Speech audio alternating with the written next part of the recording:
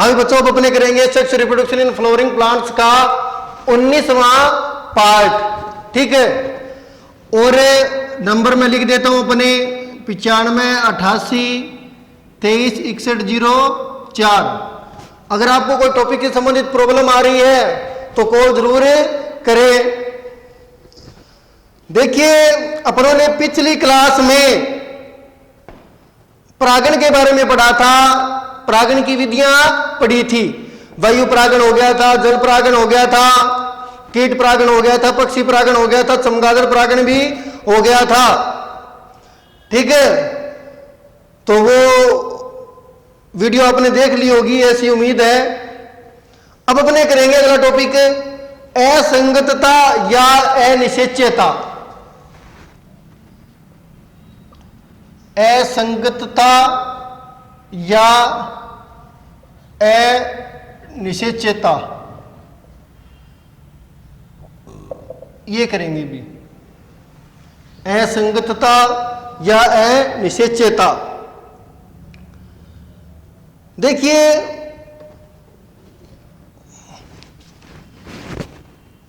कई बार क्या होता है कि जो नर युग्मक होता है वो भी सक्रिय है, यानी कार्यक्षम है। ठीक, नर युग्मक क्या है? सक्रिय है, कार्यक्षम है, जननक्षम है। और मादा युग्मक वो भी सक्रिय है, कार्यक्षम है और जननक्षम है। फिर भी इनका आपस में किसी न किसी कारण क्या होता है, किसी न किसी कारण संलयन नहीं होता है, किसी न किसी कारण संलयन यानी निषेचन नहीं होता है। ठीक, तो असंगतता या अनिश्चयता को अपने परिभाषित कैसे करेंगे? जब नर युग्मक और मादा युग्मक दोनों ही सक्रिय हो, कार्यक्षम हो और जननक्षम हो, लेकिन वो आपस में संलित नहीं होते हैं, उनका आपस में निषेचन नहीं होता है, तो इसे अपने कहते हैं असंगतता या अनिश्चयता। ठीक है, आप परिभाषा लिख सकते हो, मैं बोल रहा हूं, सुन लेना अच्छे से।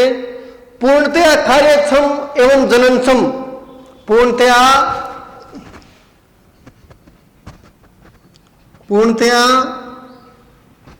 कार्यक्षम एवं जननक्षम, पूर्णतया कार्यक्षम एवं जननक्षम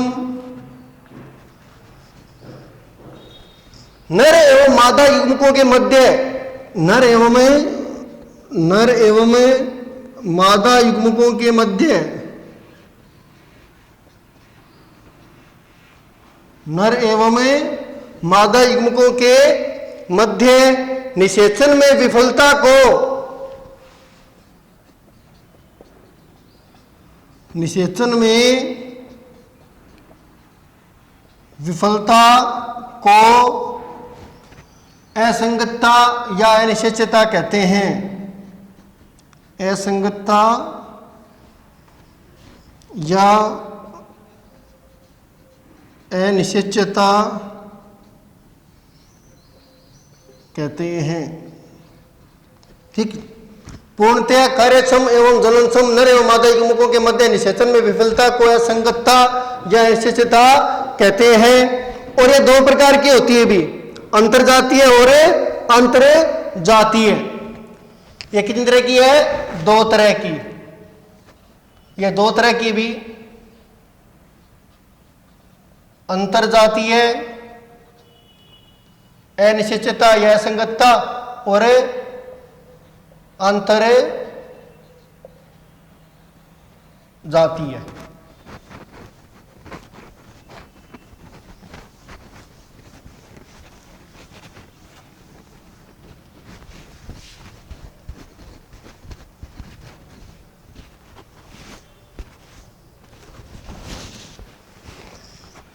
तो पहले अपने करेंगे अंतरजातीय।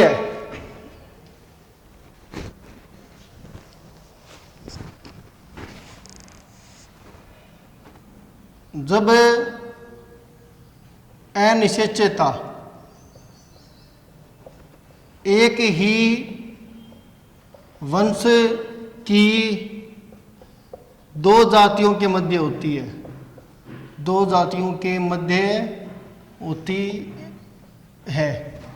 ठीक है, जब अनिश्चितता एक ही वंश की दो जातियों या भिन्न जातियों के मध्य होती है तो इस प्रकार की अनिश्चितता अपने उसे कहते हैं। ठीक है, अंतर जातीय है मतलब जब अनिश्चितता एक ही वंश की दो जातियों के मध्य होती है। ठीक, उदाहरण देखिए इसका, ब्रेसिका कैम्पेस्ट्रिस, ब्रेसिका कैम्पेस्ट्रिस ये एक जाति होगी भी, और ब्रेसिका रेपा। ठीक, ब्रेसिका रेपा, तो जब अपने इनके मध्य जनन करवाते हैं ना तो वो सफल नहीं होता, यानी क्या हो जाता है, असफल हो जाता है। कहने का मतलब है कि इन दोनों के मध्य जनन नहीं होता, इसके परागकण इसकी वर्तिकाग्र पर गिर जाएंगे या इसके परागकण इसकी वर्तिकाग्र पर गिर जाएंगे, लेकिन परागकणों का अंकुरण नहीं होगा, निषेचन नहीं होगा।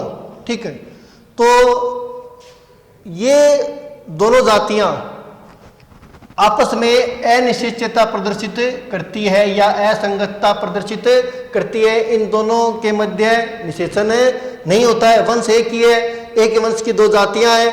वंश कौन सा है, ब्रेसिका, यहां पर भी ब्रेसिका, लेकिन जातियां दो ही है, ये कैम्पेस्ट्रिस और ये इधर रेपा, तो इनके मध्य निषेचन नहीं होता या निषेचन असफल रहता है।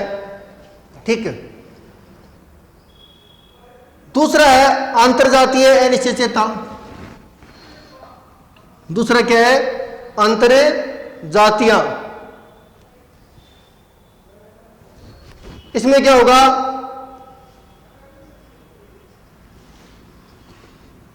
जब अनिश्चितता एक ही जाति के दो सदस्यों के मध्य होती है। ठीक, जब अनिश्चितता एक ही जाति के, जब अनिश्चितता एक ही जाति के दो सदस्यों के मध्य होती है तो इसे अंतरजातीय अंतरजातीय अंतरजातीय अनिश्चितता कहते हैं। ठीक, इसे सौ अनिश्चितता, सौ अनिश्चितता या सौ बंध्यता, सौ अनिश्चितता या सौ बंध्यता, सेल्फ स्टेरिलिटी भी कहते हैं। उदाहरण हो गया इसका सेब, सेब एप्पल। एक उदाहरण और लिख सकते हैं अपने, प्रीम्यूला, प्रीम्यूला। ठीक, सेब और प्रीम्यूला ये दो प्लांट है भी, सेब और प्रीम्यूला, इनमें अंतरजातीय अनिश्चितता पाई जाती है। तो ये छोटा सा टॉपिक है, सिंपल सा। अब अपने देखेंगे कि ये अनिश्चितता होती क्यों है, असंगतता या अनिश्चितता का कारण क्या है, ये देखेंगे अपने अब अगले टॉपिक में।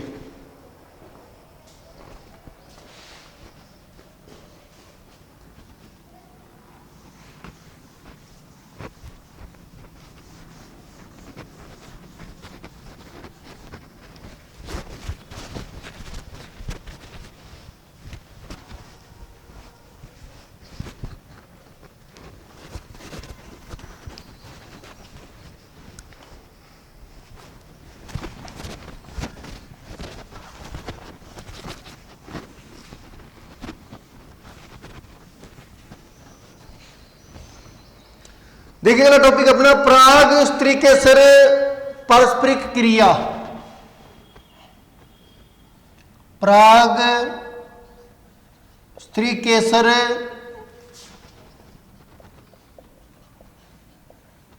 पारस्परिक क्रिया, ठीक। इंग्लिश में कहते हैं pollen pistil interaction, pollen pistil interaction, ये अपना टॉपिक है अभी। अब पराग स्त्री केसर परस्पर क्रिया पोलन पिस्टिल इंट्रैक्शन। देखिए इसको अपने कैसे समझेंगे। जैसे कोई प्लांट है, कोई भी प्लांट ले लीजिए, मान लीजिए आप सेब लेते हैं, ठीक, और ये उसकी वर्तिकाग्र है, ये वर्तिका हो गई और ये अंडाशय। अपने सेब ले रहे हैं, ठीक, प्लांट है, उस पर फ्लावर लगे हुए हैं और उस फ्लावर में ये अपनों ने अंडप दिखा दिया है। भी क्या दिखा दिया है? अंडप। ये आपको पता ही है, वर्तिकाग्र स्टिग्मा, ये वर्तिका, ये ओवरी। अब आपको ये भी पता है कि और भी बहुत सारे पेड़ होते हैं, सेब का भी हो सकता है, आम का भी हो सकता है, अनार का भी हो सकता है, ठीक, और बेर का भी हो सकता है, बहुत सारे पेड़ है। अब ये तो है नहीं कि इनके परागकण, इसको एक बार छोड़ देते हैं अपने सेब को, इसको छोड़ो, ये तीन आम, अनार और बेर, इनके परागकण भी यहां पर गिर सकते हैं। जैसे आम का परागकण हो गया ये, बेर का परागकण ये, अनार का परागकण, ठीक, तीन तरह के अपने परागकण ले लिया, अलग अलग जाति के हैं, आम, बेर और अनार। अब हो सकता है कि आम का परागकण यहां पर गिर जाए, बेर का गिर जाए और अनार का गिर जाए। जैसे ये हो गया आम का, ये परागकण बेर का और ये अनार का। तो परागकण तो सेब की वर्तिकाग्र पर गिर गए हैं, लेकिन ये परागकण किसके हैं? आम के हैं, बेर के हैं, अनार के हैं। परागकण तो गिर गए, लेकिन अब क्या होगा? देखिए यहां पर जो परागकण है, मतलब मैं आम का परागकण जैसे देख रहे हैं अपने, क्योंकि प्लांट सेब का है ना, तो अपने आम की बात कर ले, ठीक, कोई भी कर लो, आम ले लो, बेर का ले लो, अनार का ले लो, अपने आम उदाहरण ले रहे हैं। ये मान लीजिए आम का परागकण है,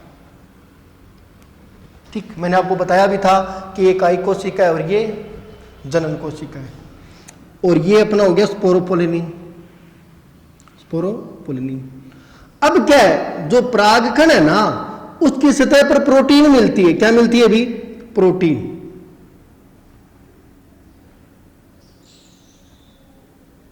इस तरह मान लीजिए प्रोटीन है, परागकण की सतह पर क्या मिल रही है? प्रोटीन, ठीक। और जो वर्तिकाग्र है उसकी सतह पर भी क्या मिलेगी? प्रोटीन। ये परागकण किसका है? आम का। ये वर्तिकाग्र किसकी है? सेब की, स्टिग्मा वर्तिकाग्र। तो आम का परागकण है, जैसे मान लीजिए ये था अपना आम का परागकण, ये परागकण है आम का, यहां पर बड़ा दिखाया है, यहां पर छोटा है। तो देखिए कि वर्तिकाग्र की सतह पर भी प्रोटीन है, आम की सतह पर भी प्रोटीन है। अब क्या है कि ये प्रोटीन आपस में इंटरेक्शन करती है, इंटरेक्ट करती है, पारस्परिक क्रिया करती है। मैंने आपको पिछली क्लास में भी बताया था कि जब ये पारस्परिक क्रिया या इंटरेक्शन संगत होती है या अनुकूल होती है या सकारात्मक होती है तो पराग नलिका बनती है और उसके बाद में निषेचन होगा। लेकिन अगर ये इंटरेक्शन प्रतिकूल है, असंगत है, जैसे यहां पर जो इंटरेक्शन होगी ना वो असंगत होगी, क्योंकि ये अपने अलग अलग जाति के ले लिए, ये सेब का है, ये आम का है, और नॉर्मली दो अलग अलग जाति की अपनी बात करें तो वो आपस में असंगति होती है, ठीक, सेब और आम ये आपस में असंगत है, ठीक। ये उसी प्रकार है जिस प्रकार नॉर्मली, ठीक, आपको पता है कि जो मानव का शुक्राणु है ठीक, वो किसी अन्य जंतु, भेड़ बकरी कोई हो, कुछ भी जंतु आप ले लीजिए, उसके अंडाणु को सामान्य परिस्थितियों में निषेचित नहीं कर सकता। ठीक, मानव का शुक्राणु किसी और जंतु के अंडाणु को निषेचित नहीं कर सकता, क्योंकि वहां पर भी इसी तरह की इंटरेक्शन होती है। तो सेम इंटरेक्शन यहां पर हो रही है प्रोटीन के बीच में। ये सेब की स्टिग्मा है, वर्तिकाग्र है, और ये आम का परागकण है। ये परागकण यहां पर गिर तो जाएगा, लेकिन जो इंटरेक्शन होगी ना, परागकण है, पराग मतलब परागकण है, और स्त्री केसर मतलब स्टिग्मा, इनकी मध्य जो इंटरेक्शन होगी वो असंगत है, प्रतिकूल है, क्योंकि सेब अलग जाती है, आम एक अलग जाती है। तो इंटरेक्शन प्रतिकूल होगी तो पराग कण अंकुरित नहीं होगा, पराग नलिका नहीं बनेगी और निषेचन नहीं होगा। सेम कहानी इनके साथ भी होगी, ये भी असंगत है। लेकिन कोई सेब का परागकण गिर जाए जो संगत हो, जैसे ये सेब का परागकण गिर गया, यहां पर भी प्रोटीन है परागकण की सतह पर, और वर्तिकाग्र की सतह पर प्रोटीन है। इन प्रोटीन्स के बीच में इंटरेक्शन होगी। इंटरेक्शन क्या होगी यहाँ पर, अब अनुकूल होगी, क्योंकि ये संगत है। इंटरेक्शन सकारात्मक होगी, जिसके कारण क्या बनेगी, पराग नलिका बनेगी। पराग नलिका बनेगी, उसमें दो नरयुग्मक बनेंगे और फिर निषेचन की प्रक्रिया होगी। तो इसको अपने कहते हैं पराग स्त्री केसर पारस्परिक क्रिया। और ये किस पर डिपेंड करती है? अभी ये डिपेंड करती है परागकण और वर्तिकाग्र की सतह पर मिलने वाली प्रोटीन पर। पराग स्त्री केसर पारस्परिक क्रिया किस पर डिपेंड करेगी? परागकण व वर्तिकाग्र की सतह पर मिलने वाली प्रोटीन पर। ठीक, अगर मान लीजिए परागकण और जो वर्तिकाग्र है उनकी सतह पर जो प्रोटीन है वो आपस में इंटरेक्ट हो जाती है तो आगे निषेचन होगा, वरना नहीं होगा। और मैंने आपको ये भी बताया था कि जो प्रोटीन्स होती है, ये प्रोटीन किस प्रकार की होती है, या इन प्रोटीन का जो संश्लेषण है वो किसके नियंत्रण में भी हो, किसके नियंत्रण में होता है? प्रोटीन किस प्रकार की होगी? ठीक है, इनका निर्माण होता है तो कैसे निर्माण होता है, कब होता है, या किस प्रकार की प्रोटीन संश्लेषित होनी है। ठीक, ये सारी बातें कौन निर्धारित करता है? अभी जीन्स। ठीक, तो अपने ये भी कह सकते हैं, और जीन्स आप किस में पढ़ते हो? अनुवांशिकी में, जेनेटिक्स में। जीन्स जो वर्ड है वो आप किस में पढ़ते हैं? अनुवांशिकी, जेनेटिक्स में। तो अपने कह सकते हैं कि जो पराग स्त्री के जो पारस्परिक क्रिया है ना, ये अनुवांशिक स्तर पर होने वाली प्रक्रिया है। अनुवांशिक स्तर पर, अनुवांशिक स्तर पर यानी इसका वास्तविक लेवल क्या है? अनुवांशिक स्तर। ठीक, पराग स्त्री केसर पारस्परिक क्रिया, ये जो क्रिया है, ये जो प्लांट है या जो जातियां हैं उनके अनुवांशिक स्तर द्वारा उनकी जो जेनेटिक स्ट्रक्चर है, उनमें जो डीएनए है, उस पर यह क्रिया आधारित होती है। ठीक, तो यानी पराग स्त्री केसर पारस्परिक क्रिया जो नियंत्रित होती है वो जीन्स द्वारा नियंत्रित होती है। ठीक है, ये बात अभी यहां पर।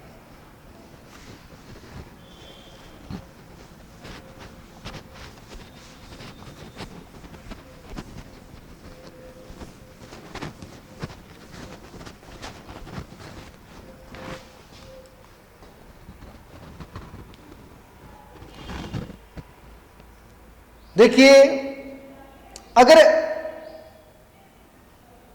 अनिश्चितता मिलेगी तो क्या परिणाम होंगे? अगर मान लीजिए अनिश्चितता मिल रही है, दो पादपों के मध्य क्या मिल रही है? अनिश्चितता, तो परिणाम क्या होंगे? पराग नलिका की वृद्धि न होना। अगर अनिश्चितता मिलेगी तो हो सकता है कि पराग नलिका की वृद्धि ना हो। पराग नलिका, क्योंकि जो इंटरेक्शन है वो सकारात्मक नहीं होगी, अनुकूल नहीं होगी, तो पराग नलिका वृद्धि नहीं करेगी। प्राग्निलिका की वृद्धि न होना, अनिश्चितता का ये परिणाम हो सकता है। भी प्राग्निलिका की वृद्धि नहीं होगी या प्राग्निलिका का अंकुरण नहीं होगा, ठीक। या हो सकता है कि प्राग्निलिका अंकुरित ही ना हो, प्राग्निलिका अंकुरित ना हो, ठीक।